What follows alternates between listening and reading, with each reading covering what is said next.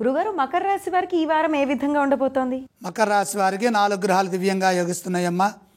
6వ రాశిలో చంద్రుడు, పంచమంలో గురువు, ద్వితీయంలో శుక్రుడు, 3వ రాశిలో రాహువు. లక్ష్మీ కటాక్షం శుభప్రదం. ఆశించిన ధనలాభాలు ఉంటాయి. ఆర్థికంగా చేసే ప్రయత్నాలు కలిసొస్తాయి. కాలం అన్ని విధాలా సహకరిస్తుంది. ప్రశాంతంగా పనులు పూర్తి చేయండి. లక్ష్యం చేరువలోనే ఉంది. దైవ బలంతో కొన్ని కార్యక్రమాలు పూర్తవుతాయి. ప్రధాన కార్యక్రమాల్లో విజయం సాధించే వరకు కృషిని కొనసాగించాలి. వినయ విధేయతలతో పనిచేయడం ద్వారా ఉద్యోగంలో ఆటంకాలు తొలగుతాయి. నమ్మకంగా పనిచేయండి. ఉద్యోగంలో కింది స్థాయి ఉద్యోగుల నుండి సహకారం లభిస్తుంది. మీ వల్ల మేలు చేకూరుతుంది. భవిష్యత్తును దృష్టిలో పెట్టుకొని పనిచేస్తే ఎటువంటి ఇబ్బంది ఎదురవదు. సమయానుకూలంగా వ్యవహరించండి.